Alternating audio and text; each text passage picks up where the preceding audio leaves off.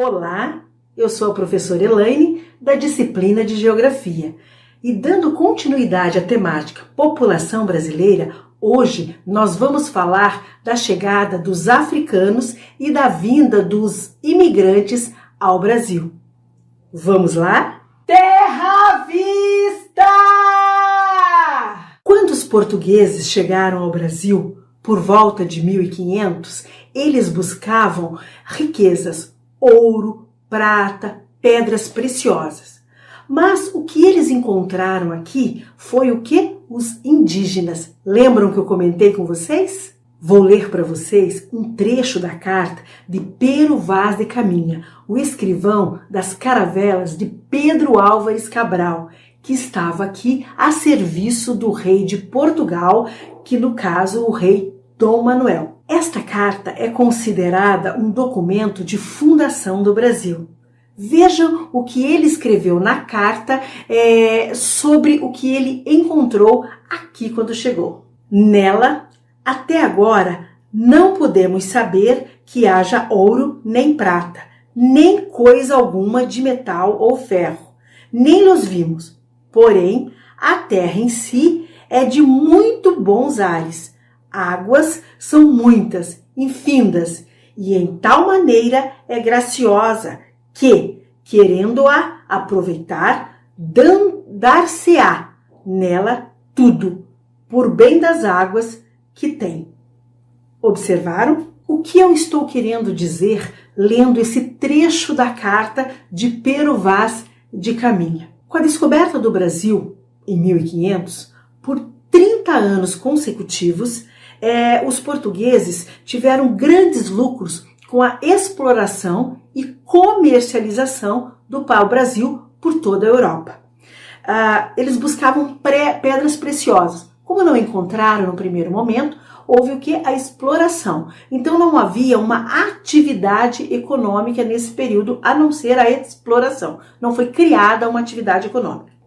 A partir de 1530, iniciou no Brasil um novo processo econômico, o ciclo da cana-de-açúcar, ou seja, a produção de açúcar para atender uma nova demanda comercial. Lembram que eu comentei com vocês que na região do Nordeste existia uma plantação de cana-de-açúcar, principalmente na área do litoral? Lembram da aula passada? Então, diante das dificuldades de escravizar os indígenas, os portugueses eles trouxeram os africanos para trabalhar como escravizados nas lavouras de cana-de-açúcar, também nas unidades de produção de açúcar, chamadas de engenhos, as quais eram localizadas na região nordeste do país, próximo ao litoral, como eu havia comentado com vocês. Observem essa imagem na página 11 do livro didático de vocês, obra de arte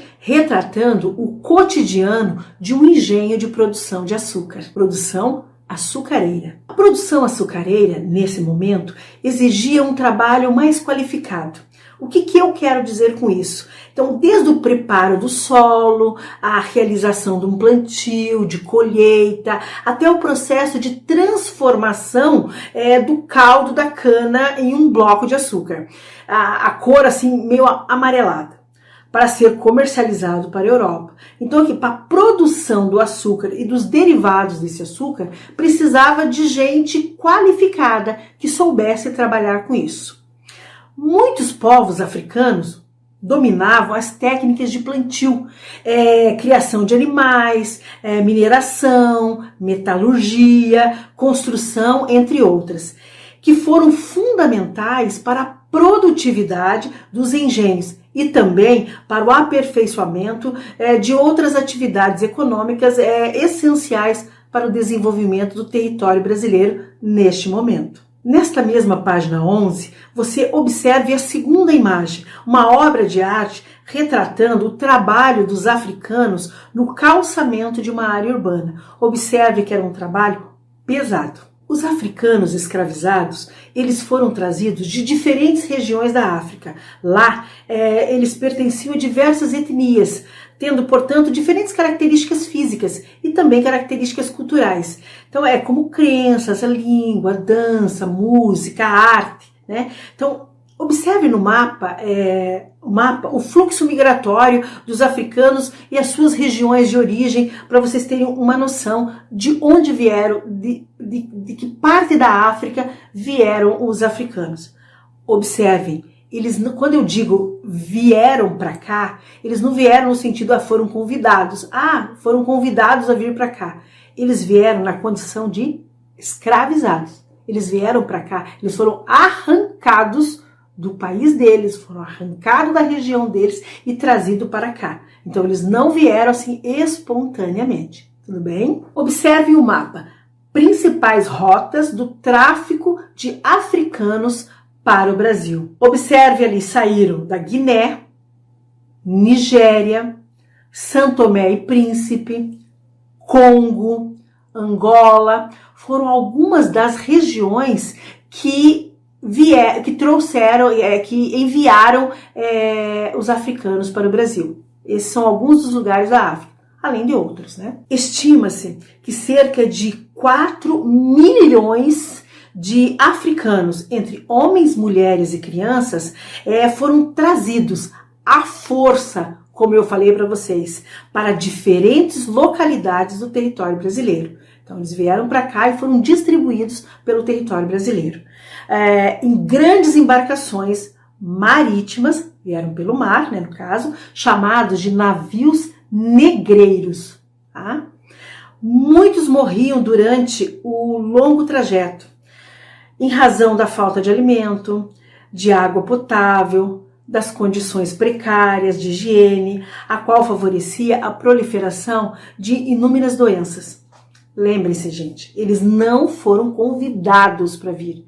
Eles foram arrancados de seus lugares e trazidos para cá, forçadamente, certo? A escravidão do povo africano no território brasileiro durou 300 anos. 300 anos. Até a abolição da escravatura em 1888. Então, eles eram o que seria ser escravo. Então, eles eram privados de liberdade, privados quer dizer, não tem direito, não tem liberdade, não tem direito algum, tá?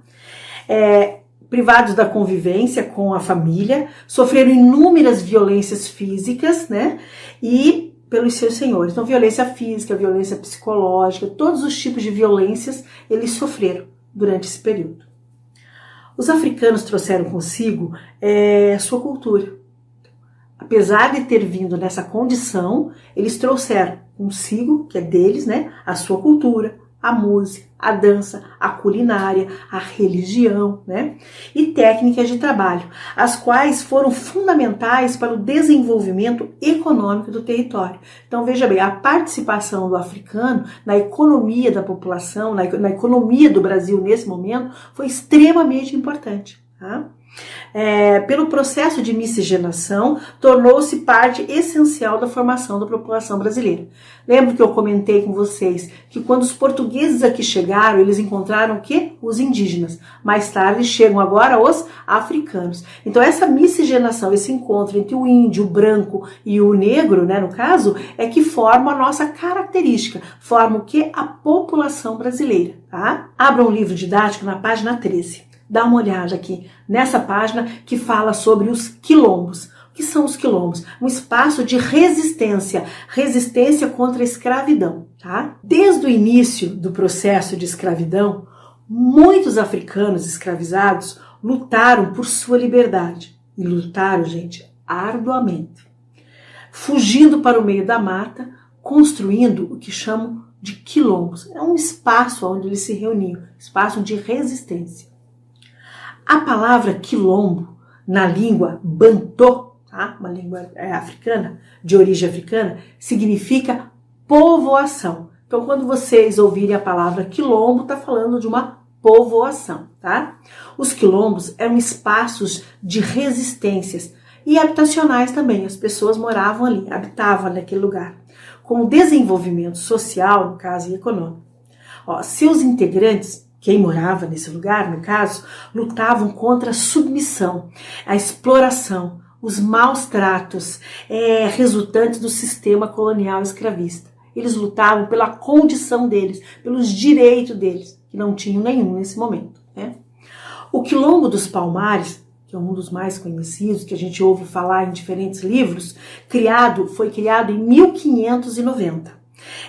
Estava localizado no estado de Alagoas. O Quilombo dos Palmares foi o maior espaço de resistência do Brasil, no sentido da liberdade para os escravos, de pensar a liberdade para eles. Com mais de 20 mil habitantes, esse Quilombo dos Palmares. Ele resistiu por mais de 100 anos, tá? E contra a opressão da escravidão no Brasil. Em 2007, recentemente, foi inaugurado o Parque Memorial Quilombo dos Palmares, por meio da Fundação Palmares e do Ministério da Cultura, com o objetivo de preservar e difundir a história de resistência à escravidão. Lá foram construídas, em tamanho real, diversas moradias e locais que remetem ao modo de vida dos habitantes desses quilombos. Então, o que essa Fundação Palmares? Ela resgata a história de resistência, de lutas dos negros pela sua liberdade, pela sua condição, pelos seus direitos. Certo? Observe na página 13 de vocês as imagens, as fotografias dessas réplicas que existe lá nesse espaço que é a Fundação Palmares, tá? Então, ó, vista da réplica da casa de farinha e de moradias construídas com técnicas indígenas. Vejam bem, existe uma herança indígena aí, né? No Parque Memorial Quilombo de Palmares, tá? No município de União dos Palmares, que fica em Alagoas. Tá?